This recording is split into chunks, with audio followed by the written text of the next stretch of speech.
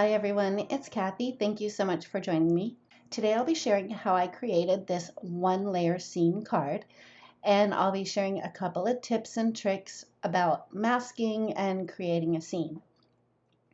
I decided that I wanted to have this cute little guy from the Monster Moods stamp set right out in front and center. So I'm going to stamp him first, and then I'll apply his mask right on top of him.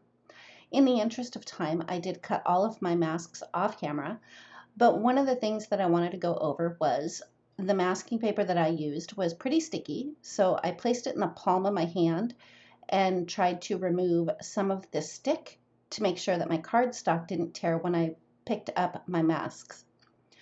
For this little guy, when I cut out his mask, I made sure to cut very close to the stamped line. And he has little deedle bobbers on the top of his head and a tuft of hair on the top of his head and his tail. I didn't worry about cutting those out. I just cut those right off from the mask because I didn't want to make myself crazy trying to cut out all those tiny little pieces. Next, I lined up these two little monsters to have them be part of the second layer of the scene. And once I had the stamps where I wanted them, I inked them up and stamped them out. And for the mask on this little guy on the right hand side, he also had little deedle bobbers on the top of his head, and he had little buttons around his hands. I didn't bother cutting out the little deedle bobbles or the buttons around his hands because, again, I didn't want to make myself crazy. And the little monster over on the left, I just cut out a mask for his body, and then I cut out a mask for his little eyeballs, because I was not going to try and cut around the lines going up to his eyeballs and, well, all the little fur or eyelashes. I guess they're eyelashes. They could be eyelashes. I didn't want to cut those out either, so I just cut out the eyeballs. Finally, I stamped the last two monsters in my scene, and then it was time to remove all of the masks so that I could color up my little monsters. When you start removing your masks, you do want to go slowly so that you don't tear the cardstock underneath. And I ended up saving my masks just in case I needed them later on when I was creating my background. I did all of the coloring off camera, but I did want to share with you the progression of how they were colored. I'll make sure to have all of the supplies used, including the Copic markers, listed in the description box below for you. Once I was done coloring those little guys, I masked off the images that were in the very back, and then I put a piece of masking tape down to create a wall and a floor. I used a light brown ink and did some light ink blending all over that background, and then I brought in the brick pattern stencil and did random stenciling so I could have that exposed brick look. After I was done with the stenciling, I went over the background again with another light layer of the brownish colored ink, and then I removed the painter's tape and the masks from those other two monsters so that I could work on drawing in my wood flooring. I started out with my ruler so that I could draw a line of demarcation between the floor and the wall itself.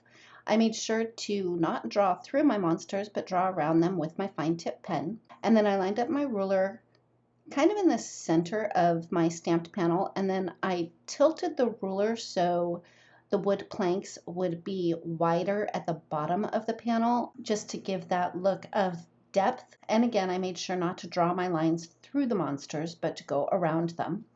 Once I finished the right hand side of the floor, I flipped the ruler around and I had the angle go in the opposite direction, again to make sure that the bottoms of the wood planks were wider consistently around the bottom of the stamped panel. I didn't do any measuring for that. I just completely eyeballed it because, truth be told, I had done something different for the floor, and after I had done the stenciling for the brick wall, I really didn't like it, so a wood floor it was.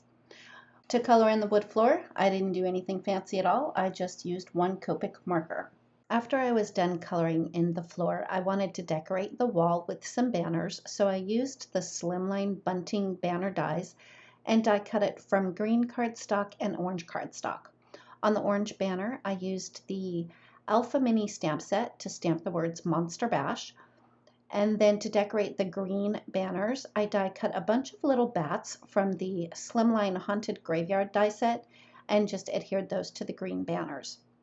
Then I adhered that panel to my card base. Once I did that, I realized that there was something missing on the front of the card with my little monsters and decided that they needed to have shadows underneath them. So I brought in my C3 marker and added a little bit of color under each of the little monsters. And then I brought in C5 to darken it up a little bit because the C3 was just a tad bit too light. And then I blended it out again with the C3 marker.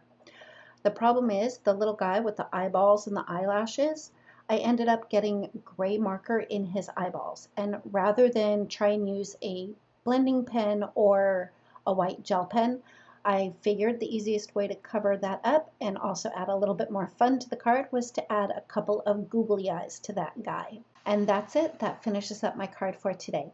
Thank you so much for joining me. If you like this video, please give it a thumbs up. If you've not yet subscribed, we'd love it if you would. And don't forget to ring the bell so you're notified every time a new video is posted. Thanks again, and we'll see you next time.